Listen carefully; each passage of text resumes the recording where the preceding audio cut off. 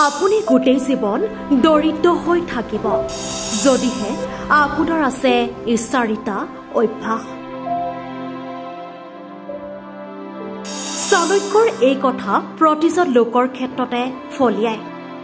নীতিশাস্ত্ৰত আচাৰ্য চাণক্যই মানৱ জাতিৰ সৈতে সম্পৰ্কিত বহু গুৰুত্বপূৰ্ণ আৰু গভীৰ বিষয়ত আলোচনা কৰিছে আৰু সেইবোৰক লৈ বিশদভাৱে ব্যাখ্যাও দিছে, যাতে মানুহে সফল, সমৃদ্ধ আৰু উন্নত জীৱন যাপন কৰিব পাৰে।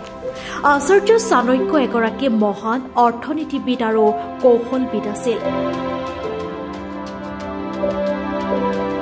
তেওঁক তেওঁৰ সময়ত এগৰাকী দক্ষ উপদেষ্টা হিচাপে গণ্য কৰা হৈছিল, যাৰ পৰা পৰামৰ্শ ল'বলৈ বহু লোক আহিছিল।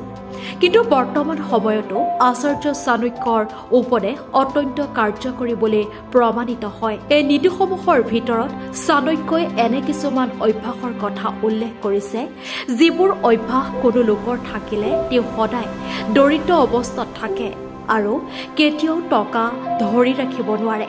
তেন্তে জানো আহক কি এই অভ্যাস, যিবোৰে কোনো লোকক সদায় দৰিদ্ৰ কৰি ৰাখিব পাৰে। প্ৰথমটো হৈছে ভৱিষ্যতৰ বাবে অৰ্থ সঞ্চয় নকৰা।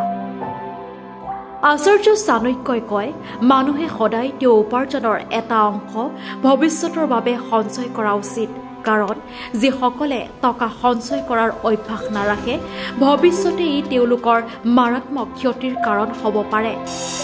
দ্বিতীয়টো কাৰণ হৈছে অযথা টকা খৰচ কৰা উচিত নহয়। চাণক্য নীতি অনুসৰি অপৰিকল্পিতভাৱে টকা খৰচ কৰা উচিত নহয়। যি ব্যক্তিয়ে অকাৰণত টকা খৰচ কৰাৰ অভ্যাস আসক্ত, তেওঁ কেতিয়াও ধন জমা কৰিব নোৱাৰে। তেওঁৰে অভ্যাসৰ কাৰণে তেওঁৰ ধন সকলো সময়তে উৰি যায়। চাণক্যই কয়, টকা কেৱল সেইসমূহ সামগ্ৰীৰ বাবেহে ব্যয় কৰা উচিত যিবোৰ আমাৰ বাবে সঁচাকৈ প্ৰয়োজনীয়। তৃতীয়টো হৈছে অতিৰিক্ত ভোজনৰ অভ্যাস। আচাৰ্য চাণক্যই তেওঁ নীতিশাস্ত্ৰত কৈছে, যি ব্যক্তিয়ে মাত্ৰাধিক ভোজন প্ৰিয় হয়, তেওঁ সকলো সময়তে তেওঁ খাদ্যক লৈ চিন্তিত থাকে আৰু এই অভ্যাসে তেওঁক ধনৰ অভাৱৰ দিশে ঠেলি দিয়ে। চতুৰ্থটো হৈছে অহেতুক ঋণ গ্ৰহণ কৰা উচিত নহয়। আচাৰ্য চাণক্যই লগতে কয়, কেতিয়াও অকাৰণত কাৰোৰ পৰা ঋণ লোৱা উচিত নহয়, কাৰণ এই অভ্যাসে মানুহক সদায় ঋণৰ বোজাত ডুবাই ৰাখে।